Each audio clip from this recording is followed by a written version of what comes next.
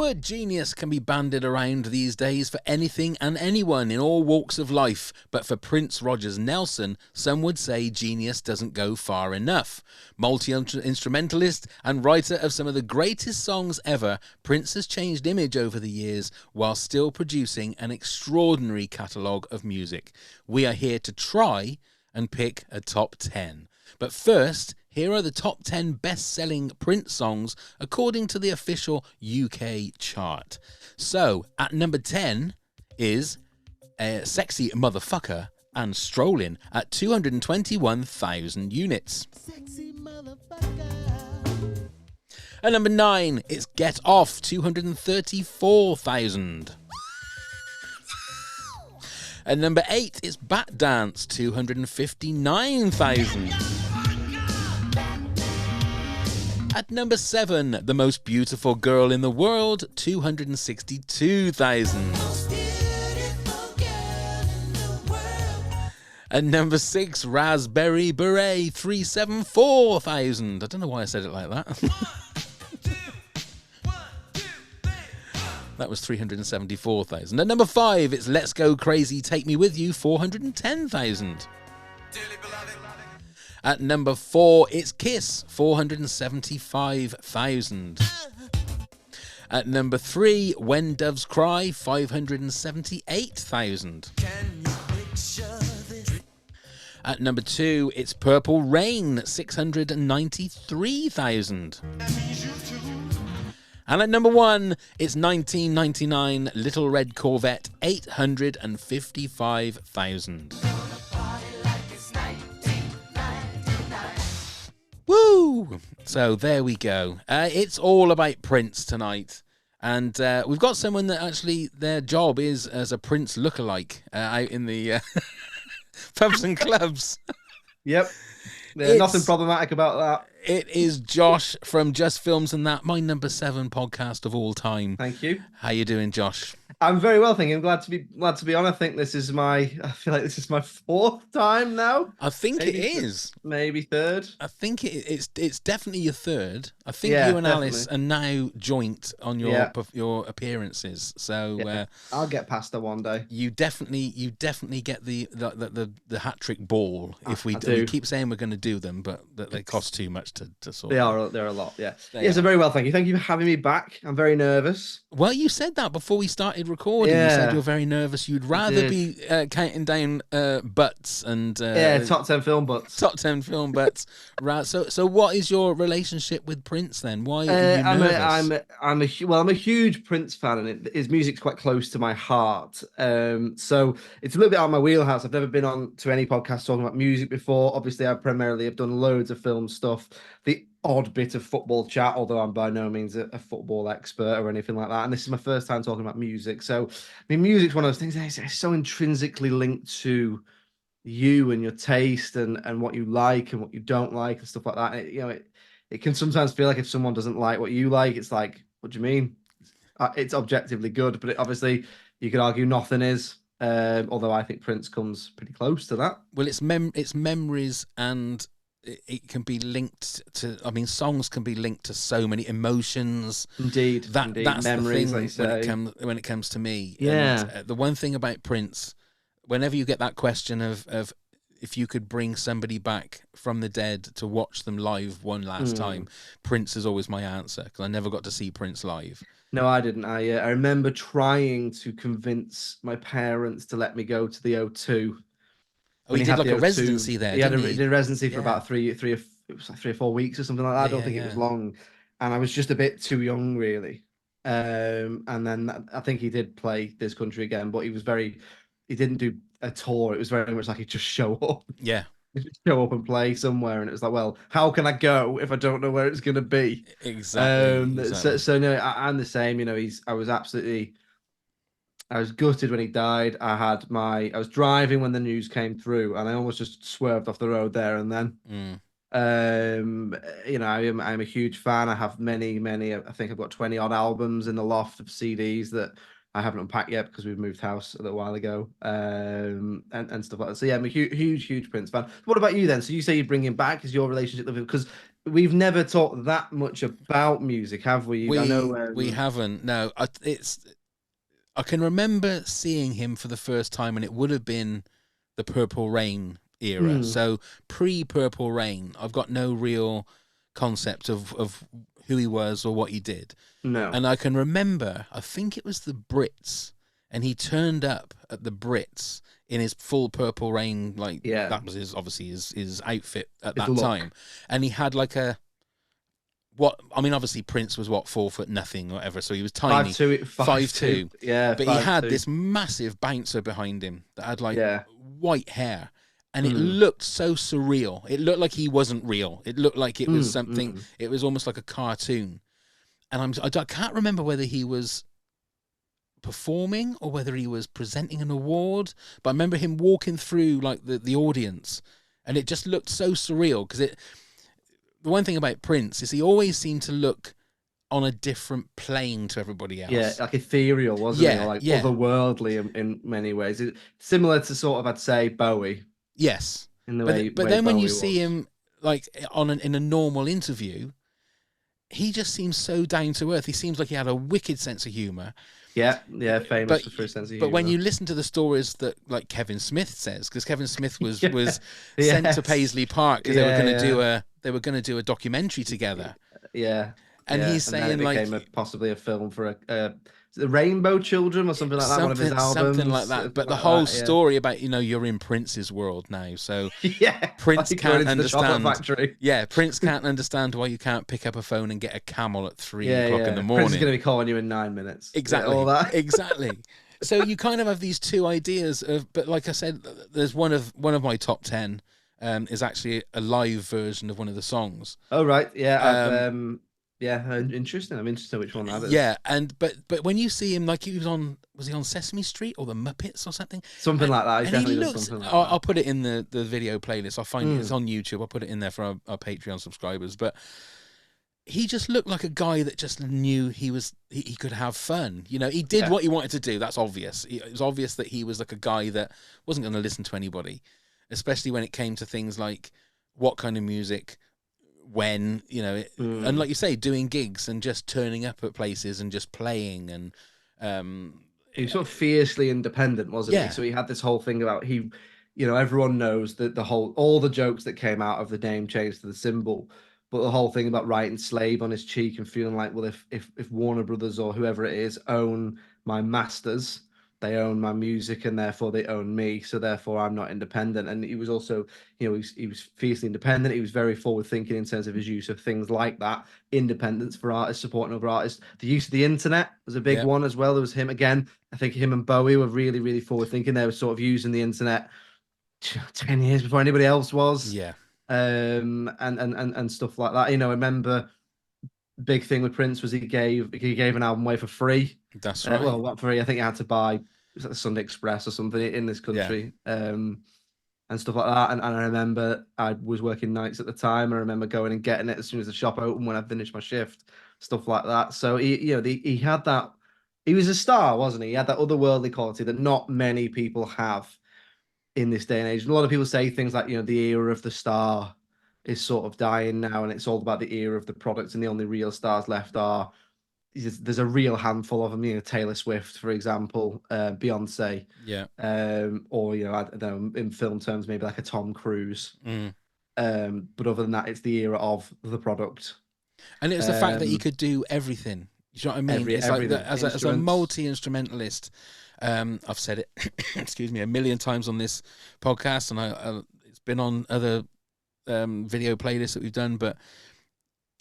His performance of While My Guitar Gently Weeps with Jeff Lynne and Tom Petty is just fucking phenomenal. We've got plans to do a live show sometime, whenever it's going to be, and it's going to be top 10 moments in music. Yeah, and spoilers, that's going to be my number one. That's my number one. That's my number one, because if I ever feel down, I will put that on. Because he keeps looking at people and they're going, no, go again. So he has this amazing, and then when he finishes, he just throws the guitar up in the air and walks off the stage while everyone else is taking the applause, and it's just Yeah. fucking killer.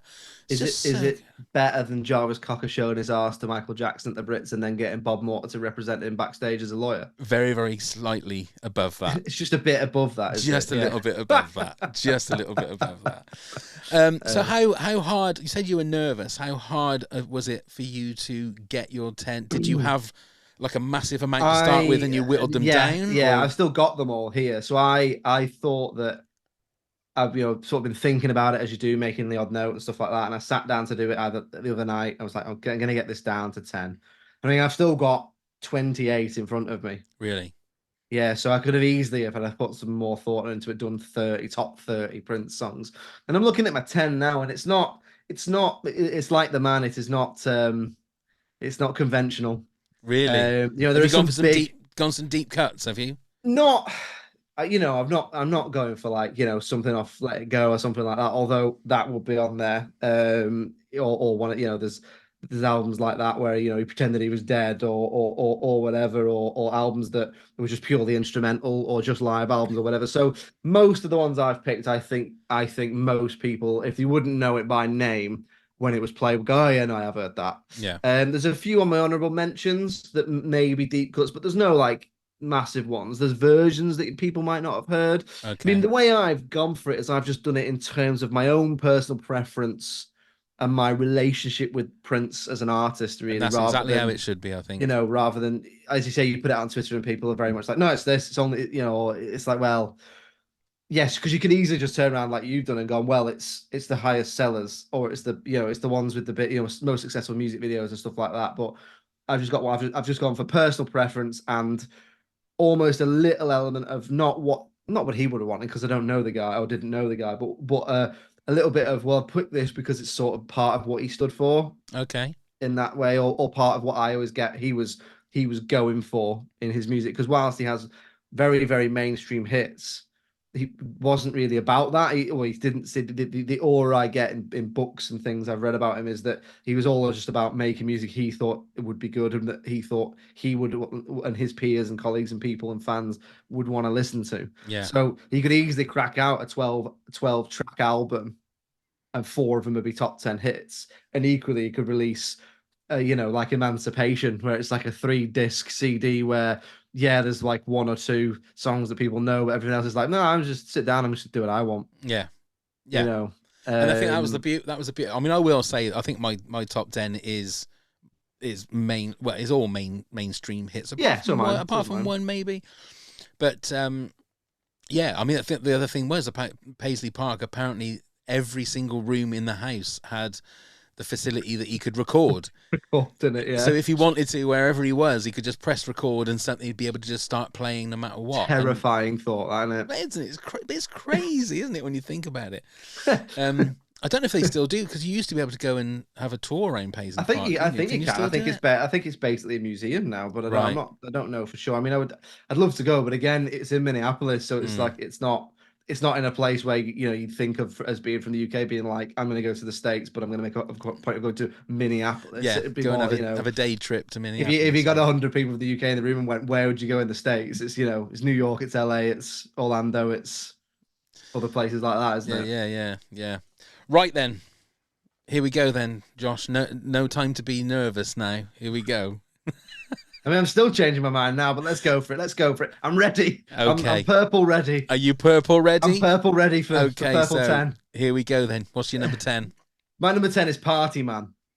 Okay. So Party Man is one of the songs he did for the Batman 89 soundtrack. It's probably the most famous one. It's the one he plays when the Joker and his men are trashing the museum in Batman 89. There you go. That's where they got all the paint and they're slapping it all over the pictures and everything, aren't they? Except for a Francis Bacon one, he's like, leave this one. Yeah, that's right. There's the Joker and I'm weird. So this is the song that probably got me into Prince. So it has to be in there. So my relationship with Prince was intrinsically linked to my love of Batman 89. And obviously you don't really get that anymore, where it's like one artist releases an almost companion album of music that is also in the film. You do get, obviously, you've got people like Trent Reznor and Johnny Greenwood and people like that who do music who are from bands, but they're not doing it and being like, and then here is the accompanying Radiohead album to, you know, Oppenheimer or Yeah, whatever it is, yeah. or whatever it is they're doing. So you don't really get that as much anymore. I mean, you didn't get it loads then, but you did occasionally get it, and it was very much a marketing thing of, I believe they wanted to get Michael Jackson and he was on tour, so we couldn't do it. So they got Prince, who was obviously completely different proposition musically to Michael Jackson in that, you know, he played instruments and stuff, I suppose. But yeah, this is the song that got me into Prince. So, you know, it's not his strongest. It isn't one of his strongest songs. But you know, the audacity to make a film like this for a Batman film and juxtapose it against sort of Tim Burton's gothicness and have this quite wacky scene where, you know, if you think about going into that film, the worry was everyone was going, well, it's going to be like the 66 Batman. It's going to be not what we want or not what a lot of fans want. I mean, I think the 66 Batman and the company and stuff like that, it's got its place. It's your taste, depends what you like. But what a lot of people were like, we want the fierce creature of the night that is Batman, and then Tim Burton went, oh no, you'll get that. You'll also get this. Yeah. And yeah, so that is the song that led me to sort of discover Prince. Was listening to it and being like, oh, what's this? And then back in the day, it was, well, I'll buy the album, and then I'll listen to that, and then, oh, what, I'll get other albums. Well, what is his most successful album? Oh, this one. What's his most critically successful album? So that's my number 10. Not his strongest song, but I had to put it in there because it's it's the spark that lit the fire. Yeah. It was a weird concept, wasn't it? Because you had the soundtrack album, Mm. but then you're like you say, you also had this completely sort of standalone whole album by one artist. Yeah, But I can remember when the Batman, like the title track, I suppose you want to call it. yeah. I can remember it had a little bit of sort of like people didn't really like it, did they? The From what, 89 one. yeah, from what I can remember, Yeah, the Prince, like the Batman, although because it had like the 66 Batman yeah. bit in it, That's didn't it? I mean, I don't think it was pretty critically well received, but No, actually, there's a couple of songs on that album that I actually, I think are okay. So there's obviously the two songs that are prominently in the film are Party Man, and then later on at the parade scene, they play Trust. that's right. Yeah. But there's also bits where it's on in the background. So there's a bit of the Mm. part. There's a bit early on at the party in Wayne Manor where I can't remember what it's called, but it's playing a Prince song. I think it's called like Lemon Crush or something like that. Lemon something. I don't know. I can't remember what it's called, but it's on in the background Yeah. when Vicky Vale's walking around Wayne Manor trying to figure out which one's Bruce Wayne. And then Yeah. at the end there is, I think it's Scandalous. There's Arms of Orion as well, but Scandalous is in it, and of Orion. There's two love ballads as well. I think they're okay. They might not be up there with his strongest music, but I think they're all right. They're quite cinematic. They're quite mainstream in the production value and stuff like that. So I think they're okay. I understand if you're going to compare that music to Sign of the Times or Love Sex, you might go, what the fuck is this? Yeah. Yeah. Yeah. Yeah. But I don't mind them. I have a soft spot because of what they're linked to. Yeah. See, look, first one, and we got you talking about movies already. That can't be That bad. might be. I mean, there's one very prominent movie when it comes to Prince that isn't Batman that I'm sure we'll come on to. I'm sure we will. Which is Kiss Under the Cherry Moon. Yes. Which is the one he did. Or is it called that? The one that I can't remember. I think it was one where under the he cherry plays moon. a gigolo in it. Yes, that's right. But anyway, sorry. Anyway. You're number 10. That's fine. Okay, so when we've done some of these music ones, when we've done the top 10 or the number ones of a certain decade, well, it was the 90s and the 2000s, for certain months I've had to choose certain songs because they were the months that my kids were born. Oh. So for number 10 on this one, I had to choose The Most Beautiful Girl in the World because that was number one when I got married. So I've had to put that one on. Plus the fact it's just a lovely slice of the kind of soul stuff that's really polished, and it kind of Bruno Mars reminds me of Prince like I can this see now. that. Yeah, so this is my number 8. That's your number 8. Yeah, okay. so it's my number 8. So I had to put this in there for me. It is. I mean, it's so cheesy. Yeah, it is so cheesy. But I remember it was one of the first Prince songs after I got into Party Man, and Batman and stuff like that I had on repeat. Now I remember it coming out, but not really, because it would have been mid 90s, late 90s. 1994. 94, yeah. Yeah. So remember that coming out, and you'd have been in trouble then if you got that wrong, wouldn't Shit, you? was it? No, 93. Yeah. How 93. long have you been married, pal? No, shit. What year is it now? It's the 30th Yeah. anniversary this year. Right, so 94 then. 94 then. Yeah, Yeah, and you love 94. your wife very much. I do. Yeah, Yeah, yeah, yeah. yeah. Anyway, Who? so um, let so me let me so also um, just for we're recording this on Valentine's we Day. are. We're gonna have a little Okay. cuddle after this, aren't we? So we're both leaving our partners sat in another room Um, while we're talking about Prince. But anyway. Yeah, indeed, about our love for another little man. Yes. But yeah, so yeah, most people in the world. I mean, technically, actually, you could argue it's not a Prince song, because Yeah, it's released under the symbol. that's right. Uh, but it is. Oh, don't And start yeah, getting technical with me now, for God's sake. yeah. I mean, I again, this is one I had on repeat back in the days of when you had to put all your songs on your MP3 player manually, kids. Yeah. And this was that's when I was really getting into Prince's music. It would have been the end of high school. Right. And it was that glorious summer between high school and college where I was just working in a shop and getting the train into work and walking in, listening to music, and then at the weekend spend the money that you've earned, right? And Prince and that it is really linked to my memories around that time. And this is one of those songs because it's one of those songs where you can't help but sing it in that high pitched voice. Do you know Yeah, what I mean? of There's no course. one going, "Could you be?" Yeah. Do you know what I mean? Everyone's going, "Could you be?" Yeah. It's one of those things, isn't it? Yeah, and it's just like I say, it's so polished, it's so slick, and it's one of the songs that I was going to put on my top 10, but didn't. And Diamonds and Pearls is the same kind of thing. Yeah, yeah, It's just a lovely slice of just really solid and beautifully yeah, smooth soul kind of. It's just yeah. It's just gorgeous. sexy Prince, isn't it? It's sexy You Prince. got like funky Prince, Yeah, sexy Prince, other types of Prince. yeah. Oh Yeah. dear. Okay, so that's my number 10. What's your number 9 then, please, Josh? So my number 9 is a song called "Strange Relationship." Which is from Ooh. Sign of the Times. So I put this in at number 9 because I think it's a really underrated gem of a song. It's one of those songs where, Prince, when he wanted to, he could make like a perfect pop record with a hook and yeah. So it's got this little hook there. Are you familiar with this one? No. So it's from Sign of the Times, which is generally considered to be his favorite album. It is my favorite album, although there's others that come close to it. And it's just this. I think I look at this song and I think, why wasn't this a massive hit? Because it's got a beat, it's got a hook, it's got a sort of almost like got thematic stuff about it's the strange relationship we've got with each other and stuff like that. And so this is my number 9. Yes, I mean it's so bloody catchy.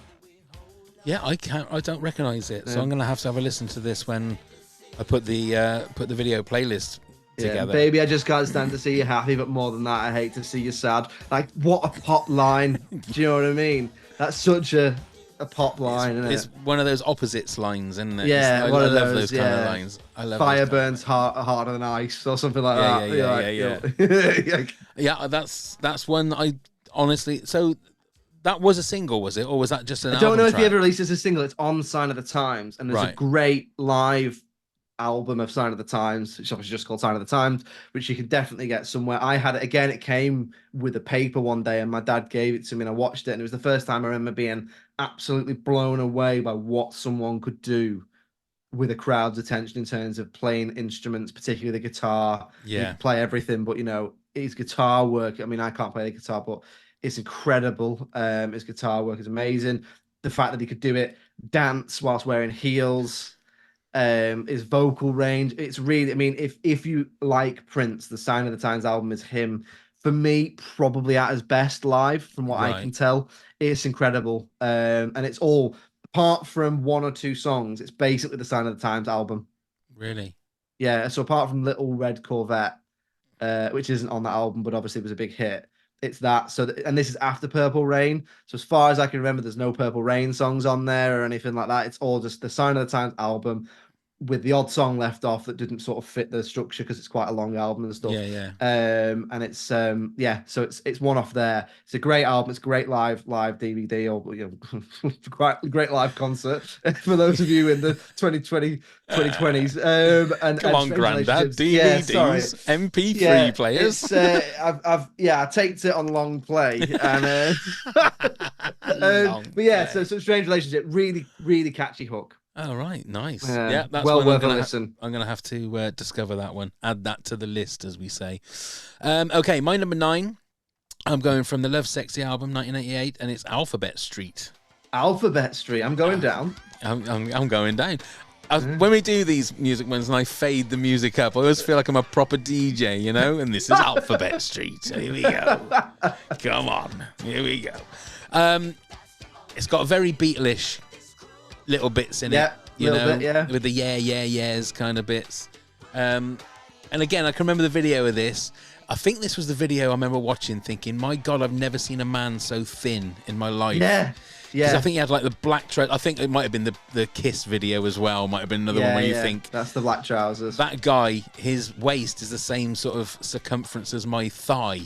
Yeah, it's ridiculous. There was nothing of him, was there? There was nothing of him. There really was, and he never changed weight. He never seemed to change weight. He may have got slightly different or whatever towards the end of his life and stuff, but he always seemed to look the same in terms of his build. But fair play to that as well. The fact that, you know, I mean, obviously it took a toll on his body in regards to the physical sort of things he used to get up to, because that kind of was what sort of killed him at the end, wasn't it? Led to the unfortunately. But, I mean, Alphabet Street's not in mine, but it's a great record, great album as well. Again, it's one of those albums a lot of people consider to be up there with like his best. Yeah. You've only just been able to listen to that by track. Oh, right. So he released that as an album and insisted for ages that it was an album. So if you went on Spotify, it was one song that was 45 minutes long. Oh, really? I didn't know. Yeah, so it's only just been changed to being able to go, I actually want to listen to Alphabet Street. I'm sure if you went on Spotify and put Alphabet Street in, you'd be able to listen to it, but you couldn't select the album and go, oh, well, I want to listen to tracks 3 and 5. You had to just, so if you wanted to, you probably have to make a note of where track 1 finished. Because I mean, I've got one from that album that's not in my top 10, but I know is a great song, which is the opening track from Love Sexy. Right. See, that's why you're here, Josh, for little nuggets of information like that. Indeed. Well done. Okay, so your number 8 was Most Beautiful Girl in the World. Yeah. My number 8, now many might think that this should be higher. I'm going to press the wrong thing. There we go. It's Little Red Corvette. I'm going to go that. Now, should that be higher? I feel it maybe should be higher. It's an anthem, isn't it? It's an anthem. It's a great song. But it didn't make my top 10. Wow, did it not? Yeah, I love that song, and hearing it again, I think maybe it should have gone in there. Do you know what I mean? But I have to stick to what I've picked. No, absolutely. Like a football manager insisting on playing a formation. Absolutely. I've got to agree. And the results will come, Pav. You know. Well, if I keep playing one at the back. But no, I mean, it's one of the only songs on that live album I mentioned that is not from Sign of the Times, and it looks great live. And I think if I had seen him live, this is probably one of those ones I would have been like, it's just an anthem in it. It is. It absolutely is. I don't think that I'm absolutely gobsmacked that it's not in your top 10. I know, admit. And this is why I'm so nervous because all these people are going to be like, "This guy's an idiot. He doesn't know anything." No, because your top 10. It's in my honorable mentions. Yeah, your top 10 is correct. Yeah, Josh. Do you think it's about a car?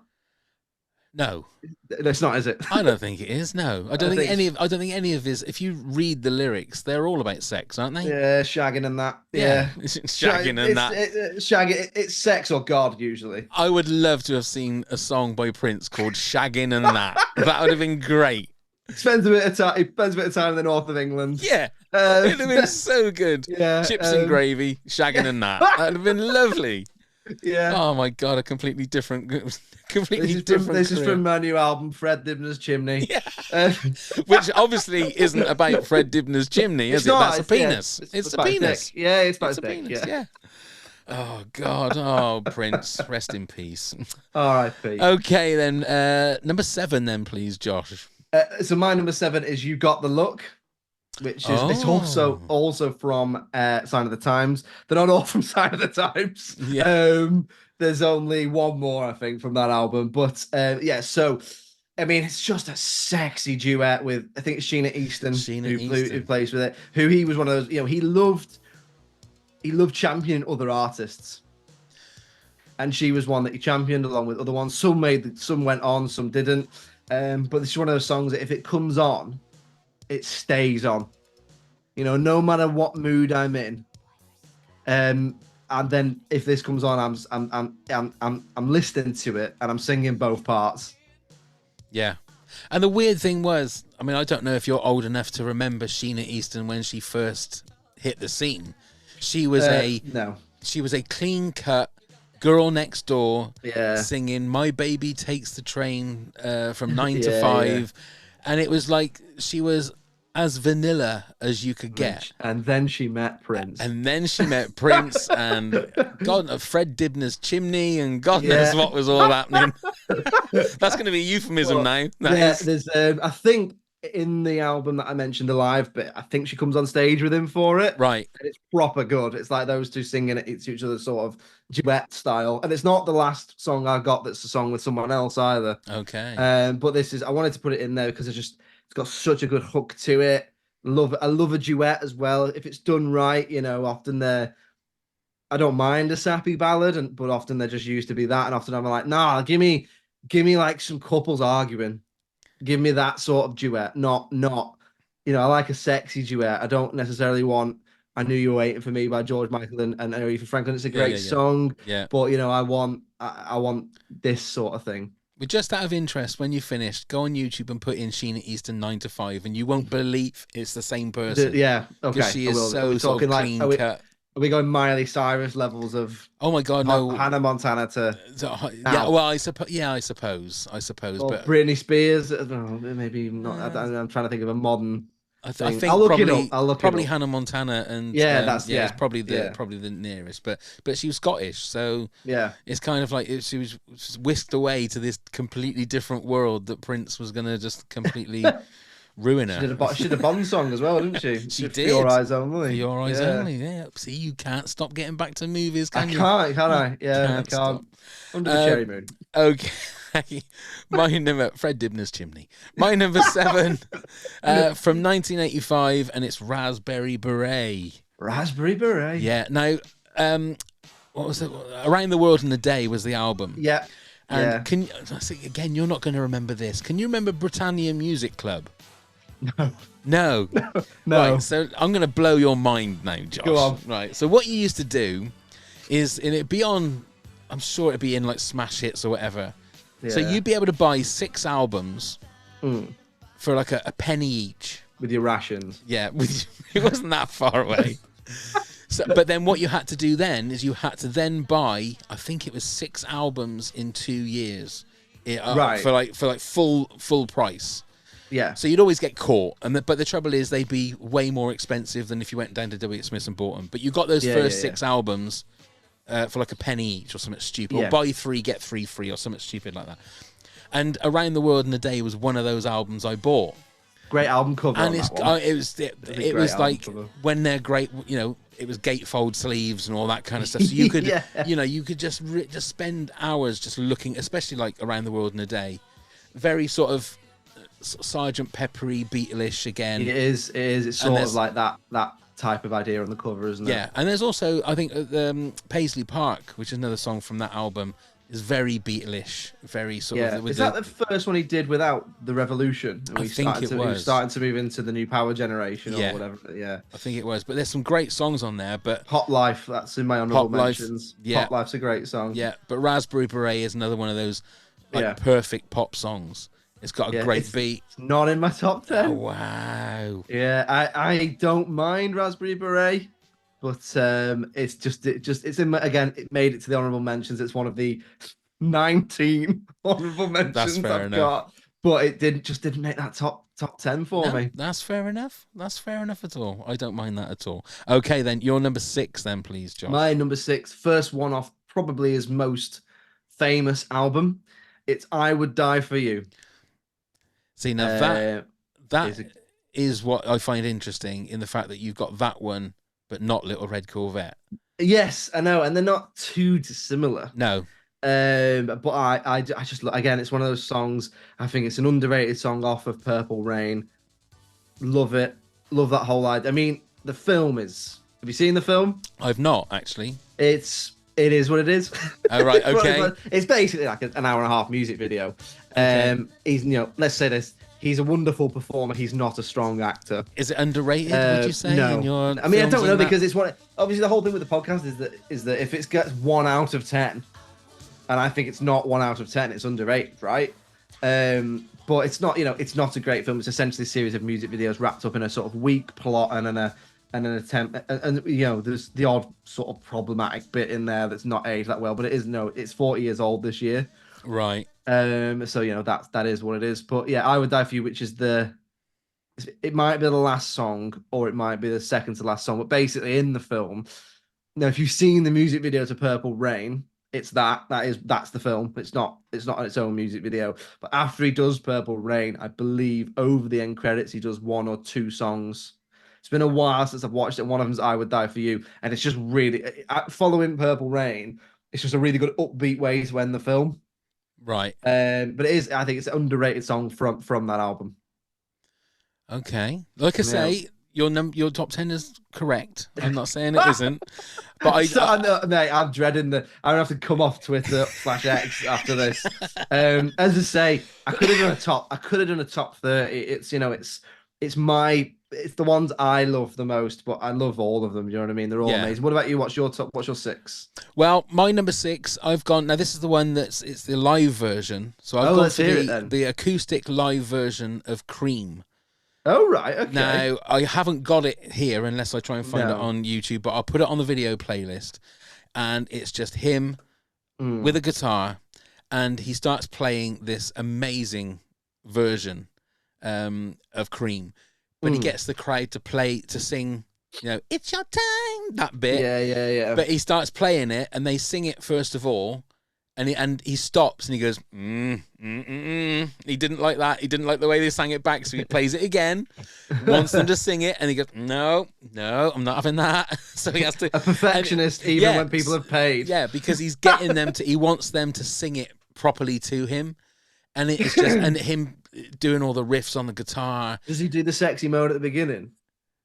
No. The album, the not acoustic one is him. It starts with him like going, whoa. Yeah. No, he starts with him doing that though. But he just it's the way that he plays with the crowd, and he's talking to the crowd, and it gets to I can't remember which line it is when he's looking at himself in the mirror, and he goes, this is about, I'm talking about me, don't you? And they're all going, woo, yeah. It's so good. Watch it on YouTube. It is such a good thing. I mean, I love the original version, but that version shows like his sense of humor.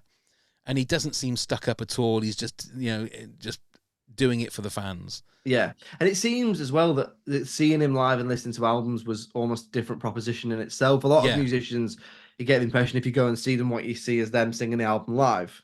Yes. I love Oasis. I do. But I imagine going to see them live is watching Liam Gallagher and Noel Gallagher sing the songs off the album live. Yeah.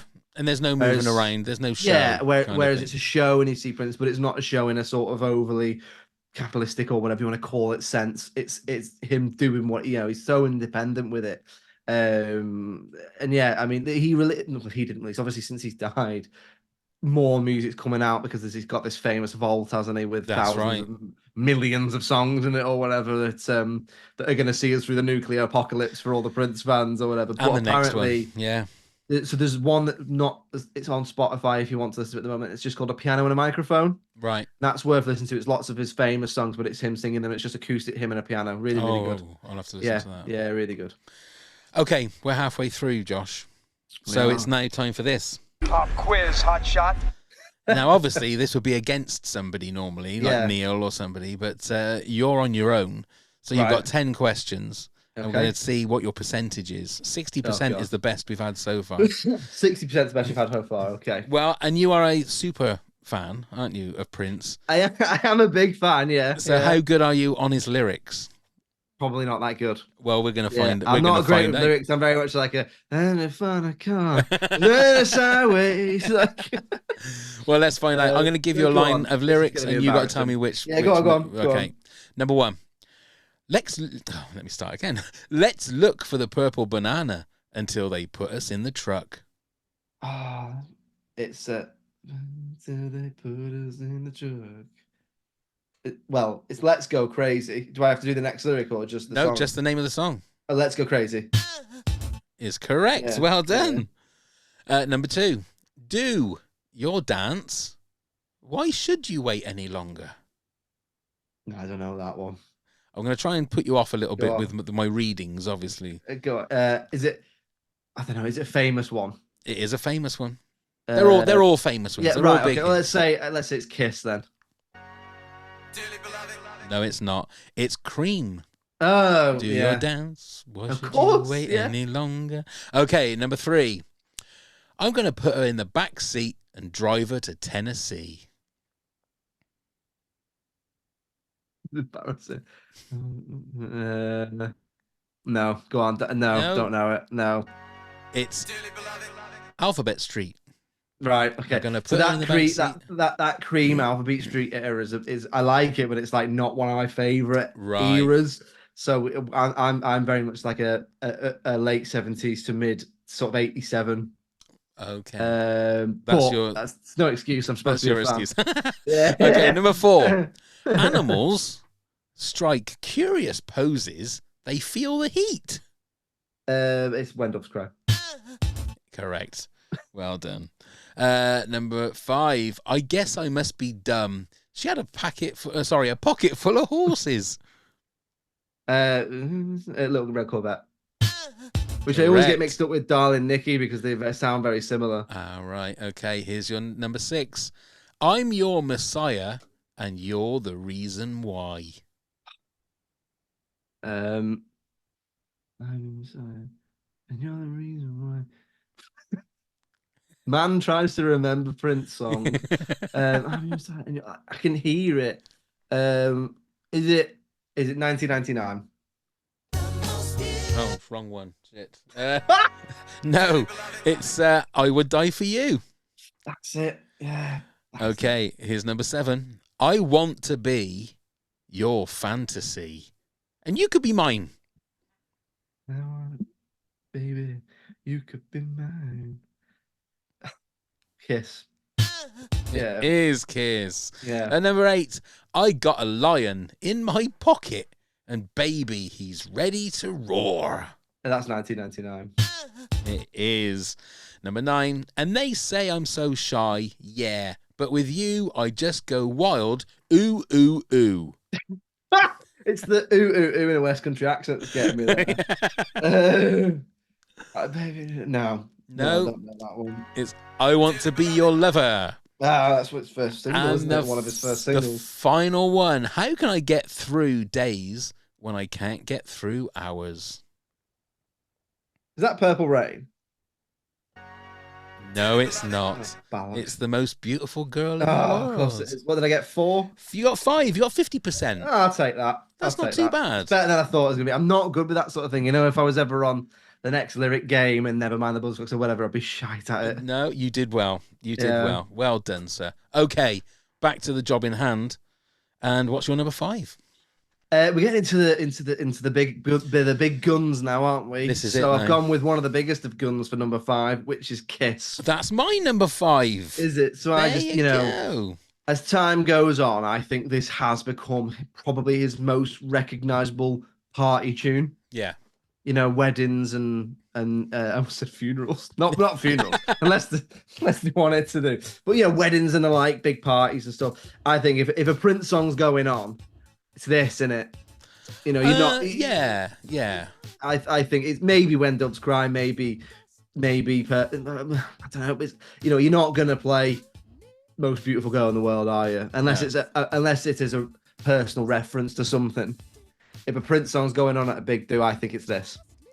Yeah. I'd be either this or 1999, I think. Or 1999. Yeah. Yeah. And so I mean, it's great. It's just such a good pop song, isn't it? And it's one of those ones that it's it just feels like it's gonna last forever. Yeah. It's never got any worse. It's never got any less popular, any more popular.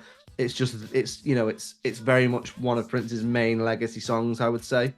And it's got that, we say iconic so many times, but the iconic video, like the black and white video. And again, a little bit of his sense of humour, I think, comes out with it a little bit. Yeah. And that's when you look at his little sinewy body gyrating and you dancing. think that man has slept with more people than I've met, and he looks like that. And he's got a lot of use out of Fred Dibner's chimney, hasn't he? He was sexy though, wasn't he? I mean, he was. When I've been in bars with friends and stuff before, and you've had that whole conversation about like who was, talking about Prince or whatever, and I've known a lot of like female or even gay friends or whatever be like, oh no, yeah, he was something about him. There was not even necessarily the way he looked, but the twinkle in his eye. Do you know what I mean? And the fact that you could just pop him in your pocket and take him away. And then afterwards, you could smuggle him out really easily. Yeah, really easy. And he was not shy about the fact he loved sex, was he? Yeah. And there's plenty of things that have come out both when he was live and afterwards, which we don't need to get into, where he might not have been the best in certain ways, but I think that's sort of bound to happen with plenty of people who get to his sort of level. And in no way am I decrying it or anything. I'm just saying it's there, and that's what it is. But we're talking about the music, aren't we? So yeah. But yeah, I mean, I think Kiss it's just up there, isn't it? It's just it's the song that goes on, and it's like I see people go in the dance floor. There's songs for me that kill the dance floor. There are songs that me that get me on there, and Kiss is one of them that's getting me on there. There are certain songs that even get people that can't dance up onto a dance floor, and Kiss, I think, is one of those. Yeah, it is, and it's easy to dance to as well. Yeah. Well, some of us maybe. Josh. Yeah, listen, I'll show you. You've got to put some tight. You got to put some tight leather trousers on. You've got to be doing all these, sexy poses and stuff, and before you know it, you're being asked to leave. And there you go. Yeah. Fred Dibner's chimney pops out. Fred Dibner's chimney. Okay, so that was both of our number fives. So we're back to you for your number four. Number four is 1999. That's my number three. That's your number three. That's my number three. It's an amazing song. It's really great. But also, I've put this high because it's the Prince song, I think, that more than any else transcended music and made its way into pop culture. The phrase, tonight we're going to party like it's 1999. I know, I'm assuming he made it up. Yeah. And I know people don't say that much anymore, but if you said it, people would know the phrase. Yes. To an extent, I'm sure there's plenty of people who wouldn't. I still say it. I think plenty of people would be like, yeah, tonight we're going to party like it's 1999. I still say it now. If I'm, whatever situation I'm in, but I will say, we're going to party like it's 1999, even though that was 25 years ago. Yeah. And it's about, this whole thing of he's singing in it. And now, as far as I know, the female voice is his voice. Yes.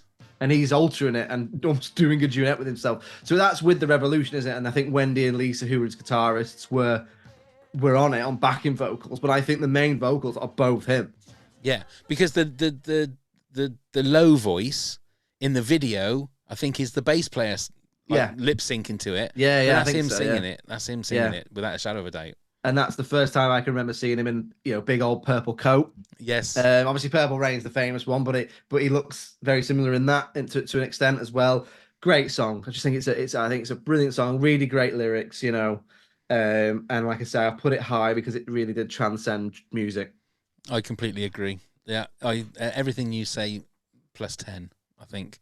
It becomes one of those. It's like you say. It's one of those movies. I've got me going now. One of those songs. First 2 seconds, you know exactly what the song is. You just need the first chord, maybe even just the first chord, and you know exactly what that song is. And it's one of those ones as well where I'm not one to decry pop music or anything like that. I'm very much you like what you like, but I was dreaming when I wrote this. Forgive me if I go astray, but when I woke up this morning, I could have sworn it was Judgment Day. Yeah. I just can't imagine someone writing that now.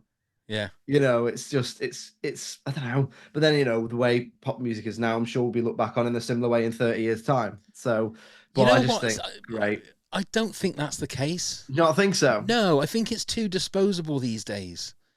It's I like, was having a drink with someone the other week, and I said something about Harry Styles, and they were a huge Harry Styles fan, and I said, and we were talking about how we just watched the Robbie Williams documentary on Netflix, and I said something like, "Fucking hell, you just forget how massive he was." I was like, for a couple of years, you couldn't touch him no, in this country. And they went, "Oh yeah, but still knocking on Harry Styles." And I was like, "Whoa, whoa, whoa, whoa, whoa, hold the phone." I was yeah, like, "Listen, Harry Styles is great, and I would argue that in some ways he may become bigger than Robbie Williams." I said, "But at the moment, he's bigger than Robbie Williams in, say, he's been in films and stuff, and he's been in One Direction. But I would argue in this country, Robbie Williams is still bigger than him." yeah, And she said, "But Robbie Williams wouldn't sell out arenas." I was like, "He'd sell out an arena in a day." yeah, He's massive. Like yeah, he's not as, and Harry Styles is huge as well. He's brilliant. You know, I quite rate Harry Styles and stuff like that. But I remember it being an event that Robbie Williams, whether you like him or not, sold out Nebworth for a couple of days on his own, and they yeah, put it on telly yeah, like Glastonbury, and it's one guy. yeah, yeah. You're absolutely right, and I just feel that it's more. It's a bit like podcasting in the fact that like so many people can upload songs and stuff now, Yeah, true. and I don't think it has the same. I don't know. I had the same conversation with somebody about, you know, could you really think that people are going to talk about Ed Sheeran in 30 years the same way that people are still talking about the Rolling Stones and the Beatles? Yeah, I know what you mean. It's almost like a you can't see the wood for the trees type situation, like a voluminous type situation. Because also you've got to bear in mind that they're then competing with all the people that came before them and after them. Yes. So Yeah. I don't know. It's time will tell, won't Time it? will tell. Indeed. But we won't be there to see it. So don't No. Well, you might be. I'll still I probably be listening won't to be. Prince, mate. So Yeah. So that was your number 4. yeah. Go on, My go on. number 4, I'm going from something from the Gold Experience, 1995, Oh, and I'm going for Gold. there's a mountain and it's mighty high. It's just a great The great tune. track. Yeah. And it's weird because I was doing a spot of singing probably last year sometime, and I'd finished, and a guy came up to me and said, you know, great night, thank you very much. He said, I don't suppose you know any Prince songs, do you? And I said, it's funny you should say that, as I've got one Prince song that I sing. And he went, what is it? I said, it's Gold. And he lost his shit. He went, that is the song I was going to ask you for.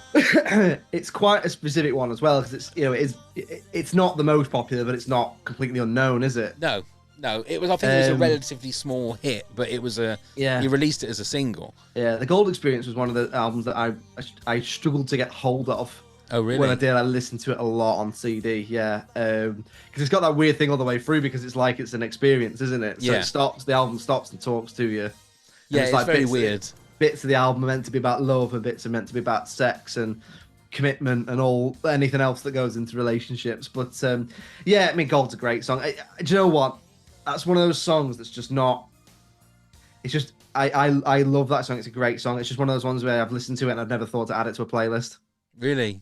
Just passed me by a little bit. As in, I like it, and now you've said it, I'm going to go and add it onto my playlist. But there's so many songs I like that I've just not added them. But yeah, the Gold's a great one. Yeah. Well, I knew it had to be in there. When I done my top 10, I didn't realise it was going to be quite as high. Considering that is high, actually. Considering Little Red Corvette is number 8, and I put Gold at number 4. But that's how the cookie crumbles. So. Okay, then your number 3, please, then, Josh. My number 3 is Nothing Compares to You. Oh, so the version I would like to put in the top 10 vault is the version he does with Rosie Gaines, which is a duet. Okay. Which is not that, obviously this song has been made famous by the sadly departed Sinead O'Connor. And it's I like that version. It's very, very touching, and it's got an incredibly famous video, and it's very well performed and all that. It's got an entirely different meaning when she sings it. Yeah. To when Prince sings it with Rosie Gaines. And what I love about it is he was all about championing other artists. So when he does the duet with Rosie Gaines, he's trying to give Rosie Gaines the support. This is it. It's completely different. Have you heard this version? I haven't. I will have to. Yeah. Definitely. So it's completely different proposition. So he wrote it. Prince wrote it, as he wrote other songs like Manic Monday for the Bangles and stuff like that. He was all about doing music for the artists as well as himself.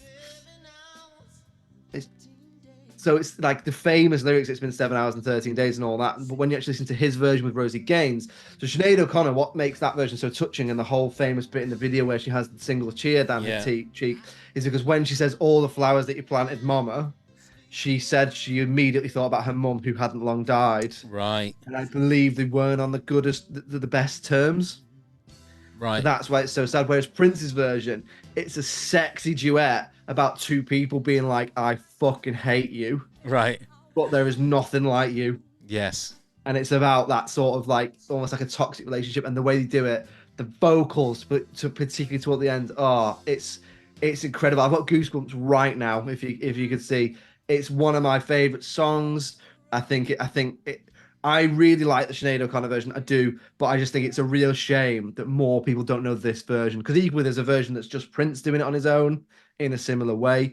But this duet, it's sexy. Yeah. I'm going to have to listen to that, because I don't think I've ever really properly listened to the Prince version anyway. Yeah, I mean, it's what I love about it is, I sort of, I know I've already touched on it a little bit, but you can take two songs with the same lyrics more or less. I think there's one word difference in the Prince one, which is he changes mama to sugar.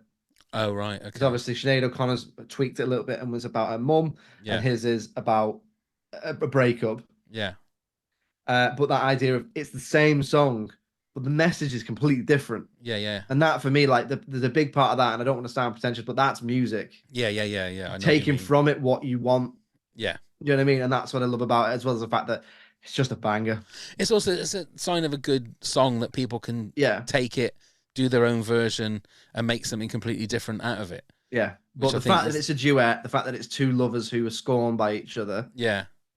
That whole idea of, so there's a bit in it where, the whole, I went to the doctor and guess what he told me. So she goes, so the female voice, Rosie Gaines, goes, I went to the doctor, guess what he told me? And he comes back with, what'd he tell you, girl? Like, right. It's just like, so good. Whereas obviously her version is, I went to the doctor, guess what he told me, guess what he told me. It's because it's about her own mental health and struggles and stuff. Yeah. Oh, excellent. I'm going to have to definitely. What's your number 3? My number 3 was 1999. Oh, of course, yes. Apologies. Yeah. So we're back to you for your number 2. Now, I'm wondering whether, have we got the same top 2? I highly doubt it. Ooh. Yeah. Well, that means then another one of these songs isn't in your top 10. It does, unless I've done 11 and I can't count, but no, I think that is right. Yes, so my number 2, and this could be the most controversial take of all, it's Purple Rain. Ooh, okay. Yeah.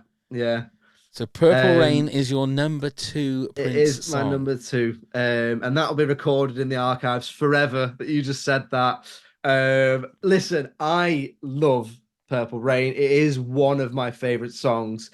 It's just beaten by one other that I love more. Okay. That's all it is. It's iconic. It's incredible musically, vocally. I particularly love the last bit where he does the sort of screeching that he does, and the guitar solo. I mean, incredible.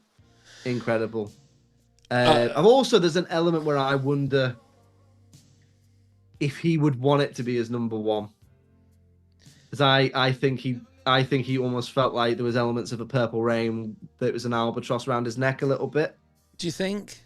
I don't know, but then because you think about that Super Bowl performance, that's the thing, and it rained, pouring rain, purple, and you're like, I'm not a religious man, but if anything is God looking down, it must be that, because what are the chances of Purple Rain during a song called Purple Rain? I think all great musicians have their what do you call it? Well, like Eric Clapton has got Layla. Queen has got Bohemian Rhapsody. Yeah. Prince got Heroes or Life on Mars or whatever. Prince is Purple Rain. It's that song that is better than anything. I've given up what my number 1 is now, but it's better than anything. You know what I mean? And it's for somebody that is so consistent with greatness that Prince is. This is on another level. This is an extra. This is on the top shelf, and but not in a dirty mag kind of way. And I think for me, Purple Rain is probably objectively musically better than my number 1. Right. And it will always be Prince's legacy, that song. You think of Purple Rain, you think Prince, or vice versa. I just prefer what I've picked for number one That's for fair me. enough. But I love Purple Rain. It's, for me, probably one of the greatest songs ever written. I've just put number one for my number one first as a preference. That's fair In enough. terms of I want to listen to this over Purple Rain, and it might be because of a uplifting downbeat type of deal. I don't know. We'll get onto that when we do number ones, but I love Purple Rain. It could have easily been my number one, Yeah. but there was just part of me who was like, I want to put this number one. That's fair enough. But I love Purple Rain. It could have easily been number one. I mean, what an incredible song. And the other thing as well, it doesn't make any sense. No. What's it about? Because it's, you know, is it about, in the concept of the film, it's about a breakup. Right. But it's also about his relationship with his dad, I think, in the film. But, you know, a lot of people see religious connotations and heaven. A lot of people do see that whole thing of it's about a breakup or whatever. What do you think it's about? You know what? It's kind of like Bohemian Rhapsody. I've heard the song so many times.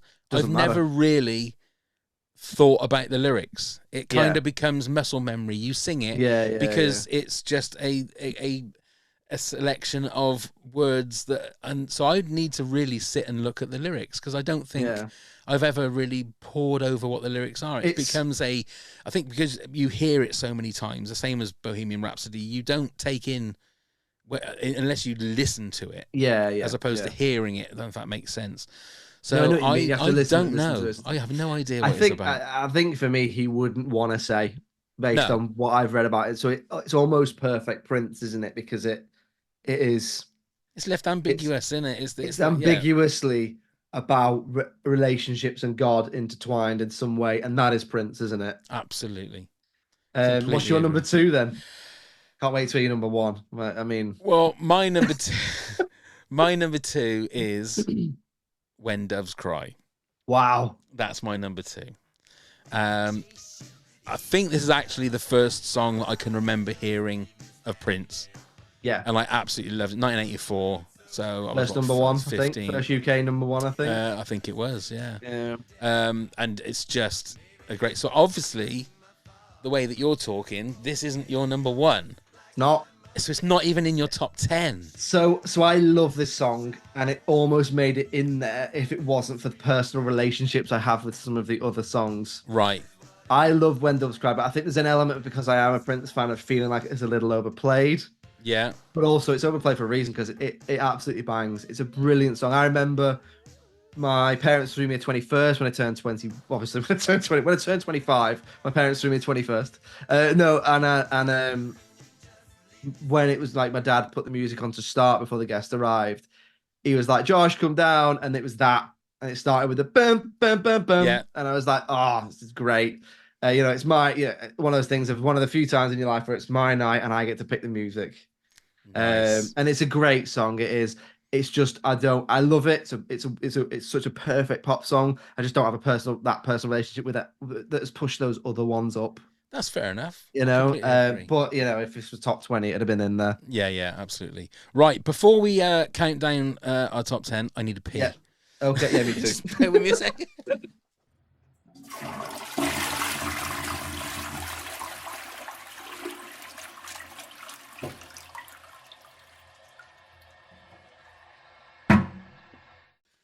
God, that's better. Have you got a toilet in your little shed?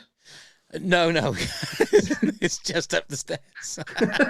Oh, I thought you worked in a shed in the garden. It is a shed in the garden, but I haven't got a very big garden. So it's just round the corner, basically. I wish I had a toilet in my shed. Oh, that would be heaven. I'd never have to go inside the house anymore. I'd have everything I wanted. Oh dear. Anyway, okay, right. Okay, so that's our number two's done. Funnily enough, it is. We've done number twos. So before we reveal our number ones, Josh, do you want to give us a rundown from 10 to 2, and then I'll do the same? Yes, at number 10, it was Party Man, made famous by Batman 89, and number 9 was A Strange Relationship. Number 8, Most Beautiful Girl in the World. Number 7, You Got the Look. Number 6, I Would Die For You. Number 5 is Kiss. Number 4 is 1999. Number 3 is Nothing Compares to You. And number 2 for me was Purple Rain. What a shocker. Mine is number 10, The Most Beautiful Girl in the World. 9, Alphabet Street. 8, Little Red Corvette. 7, Raspberry Beret. 6, pardon me. When did you release that? Was that on the... That was one of those extra little tracks that he had. Yeah, it must be in the vault, that one. I've not heard that one. That got very experimental at times, I think that was the bonus track on Fred Dibner's Chimney, I think. Number 6 was Cream, the acoustic live version from Webster Hall in 2004. Number 5 was Kiss. 4 was Gold. 3, 1999. And 2, When Doves Cry. So, Josh, what is your number 1 Prince song? My number 1 Prince song is I Could Never Take the Place of Your Man from Sign of the Times. Are you familiar with it? I am familiar with it, yeah. I just think it is. I think it's got everything. I think it captures everything about that Minneapolis sound, which is, yeah. So it's that Minneapolis sound that he cultivates, which is his signature funk, rock, new wave sound with a bit of synth in there and stuff like that. I think it is just brilliant song. I really, really love it. It captures his musical sound, his abilities. It's thematically very, very Prince in terms of it's about a woman and a relationship and elements of him being a sort of like a savior figure in senses as well. It's amazing live. When he performed it live, there's a huge break in it with a massive guitar solo that would go on for about 20 minutes when he did it. It's just my favorite. I just love it. It's one of those songs. I think it's underrated as well. And you know me, I'm about the underrated. And I love Purple Rain. I really, really love it. But I really wanted to pick this to give it its due. And it's just one of those ones where, you know, I just love this song. I think it's a perfect pop song. Really good. It wouldn't sound out of place on the Purple Rain album. No, it wouldn't. Would it? It's got that Revolution, Prince and the Revolution kind of vibe to it. Yeah. Well, I think it is, I don't know if it is the Revolution. I'm not sure who he was with at that point with Sign of the Times. So this would be 1987. So yeah, I mean, it's probably really controversial choice that I think people are gonna expect me to have said Purple Rain, When Doves Cry, or something like that for number 1. But it is just my favorite Prince song. Well, I'm not going to lie when I say that I'm shocked that with some of the ones that aren't in your top 10. Yeah. But I think you're more of a deeper fan than I am. Well, it's also not to say I love the ones that haven't made it in. Yeah. It's just I love so many that I had to pick 10 for mine, and I went with personal preference and things that I think reflect his impact on pop culture the best. Yes. So this is definitely up there on musical style and musical ability, but also, like I said, thematically, but also I just think it's such a catchy song, and it's similar to Strange Relationship. It deserved more love. Yeah. But I'm also in a way quite glad it didn't, because it doesn't get played, which means when it comes on for me, I know that it's speaking to me as a fan. And that's that idea of, you know, everyone likes the music and everyone has a sense of ownership over the artists that you like to a certain degree, which means when you find those little nuggets that you feel like the general populace don't know about, it feels that little bit extra special. And it's a little bit more yours. It's a little bit more yours. Yeah. So I think that's why I've picked it over Purple Rain. It's pure personal preference. Okay. Well, we've got... I can't believe what you're going to say here. I mean... Well... It's Fred Dibner's Chimney isn't my number dance. One. It is Purple Rain, of course, and we have already spoken about it, and there's not really much more you can say about the tune. It's just one of the greatest songs ever written. So it is. Magic. Yeah, I completely agree with that. Okay, we have got a shit ton of honourable mentions, so we'll get through. How many are these going to be? If he doesn't pick this, he's an idiot. Well, let's have a look, shall we? Phil James says, so many great tracks, but surely number 1 has to be Purple Rain. Josh, Oh, no, I just added the Josh bit on that. Kim Peniston said, when Doves Cry is a great song. Can't believe Josh hasn't got it in his top 10. Also, Get Off is a great mood-enhancing song. Winky emoji. Darren What's she Brown. mean by that? Well, I don't know. I'll have to ask her about that. Darren Brown says, I'm stuck on Purple Rain and Little Red Corvette. Can't believe Josh didn't have Little Red Corvette in his top 10. Eliana says, too many. Little Red Corvette. Can't believe Josh didn't have that in his top 10. All of the above obvious big ones. Slow Love, also Manic Monday. Slow Love is on my honourable mentions. On your honourable mentions, then. Yeah, okay. that's a great song. At Team Dorling says Raspberry Beret. I will be taking no questions, they say. At Chat Shirt It's says, one of the questions, why the fuck is it in Josh? Not in Josh's top 10. At Chat Shirt says Purple Rain by a huge, laughably huge mile. Why didn't Josh have it at number 1? Et Tim's Net says sometimes it snows in April. That's a really beautiful song. Is it? Yeah, I think I've heard that one somewhere. It's just the piano. I think it's the one from the album. Is it from Parade? I think, which is right from the film. Which is Under the Cherry Moon. I think it's that one. Okay. And that's that's from that. It's a lovely song. It's not one that you listen to get you in the mood. It's not Get Off. Oh right, okay. But it's a lovely song. Right. Mauricio Heilbron Jr. What a great name that is. As a pathological Prince fan who has owned every album, CD, box set, etc., I could list 127 great Prince songs. I had to read the bottom of this image twice. But if pushed, I'd have to go with the full-length version of Let's Go Crazy, the one with the instrumental break scene in the film. Yeah. It's freaking amazing still to this day. Love Let's Go Crazy. Again, it just didn't make the top 10. I mean, I've been to see the same Prince tribute act 2 or 3 times now. Okay. They're called Purple Rain. I don't know if they're still going because it's been a while since I've seen them. And they start with Let's Go Crazy because quite often that's how it would start. And you just know you're in for a good night. Absolutely. I mean, you got a beer in your hand. And the guy, he's called Jimmy. He's amazing. I mean, he's honestly, he's brilliant. It's the closest thing to the real guy. That's the biggest compliment I can play him. He is. First saw them at Matthew Street Festival in Liverpool about 10 years ago. Been to see them twice, once in Manchester, once in Liverpool, and they're brilliant. They're brilliant. Full band as well. So you've got backing singers, brass, everything. Brilliant. Really good. Okay.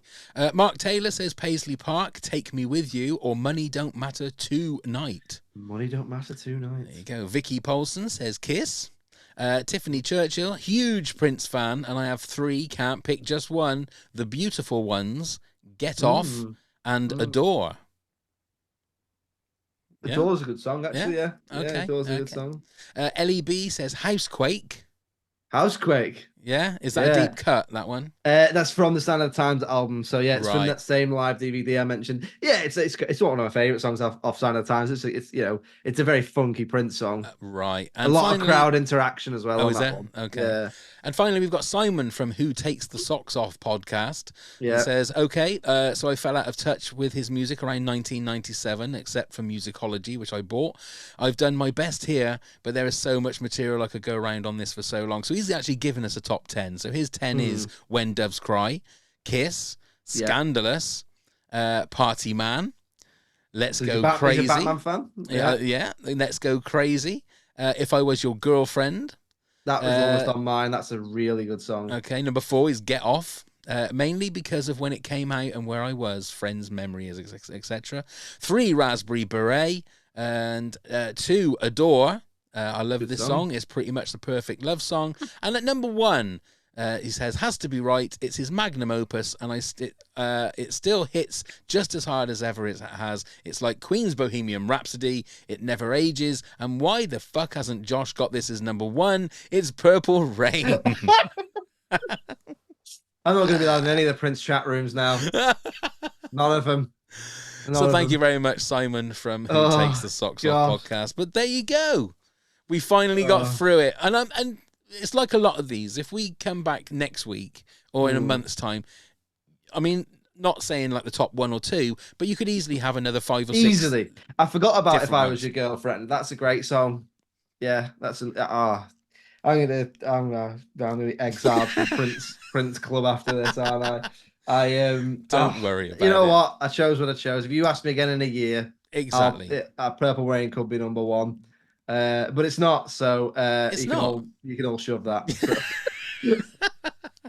That's fair enough. Okay, so tell us where we are with Just Films and that. Then this will be coming out in a couple of weeks. So. Yes, let me get our release schedule up 1 second. Let me just get it up for you. Okay, Fred Dibner's Chimney and the release schedule as well. So we have just done our Valentine's Day episode, which was Crazy Stupid Love, which I picked, which was I think an underrated but also almost perfect rom-com. I listened to that episode today. Very good. Good balance of rom and com. Whereas some are too much rom, not enough com, or bad com, too much rom, whatever. Next, we've got a couple of things coming up. So we've got Blair Witch Project coming up. Alice picked that because she likes to torture herself by watching horror films. Then a couple of weeks after that, we've got our 200th episode. So for that, because when it was Alice's 100th episode, I let her pick Terminator 2. She said to me, well, why don't you just pick a film you want to talk about and we'll talk about it. So I picked Batman Begins. Okay.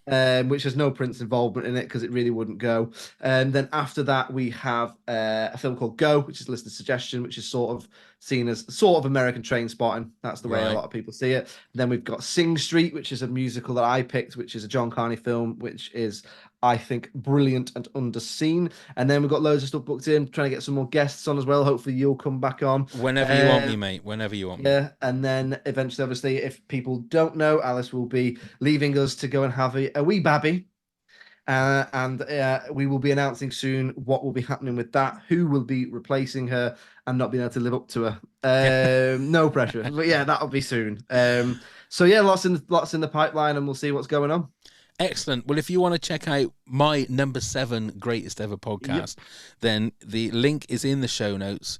Please go and give it a try because it's like I say, it's the 7th best podcast out there. So thank you very much. I really appreciate that. And if I did a top 10, yours would be on it as well. Thank you. It'd be 8 or 9 or 10, though, wouldn't it? Yeah, it'd be before Purple Rain. Oh, will it? Yeah. My God, that's before Purple Rain. That's fine. That's fine. I'll take that. Or Fred Dibner's Chimney. Oh, Fred. We've got to start our own podcast called Fred Dibner's Chimney. Now we've got to do that. Right, copyright, Josh and Pav, 2024. We've done it as Fred Dibner's Chimney, or at least do a line of merchandise with Fred Dibner's Chimney. Now we've got to. God.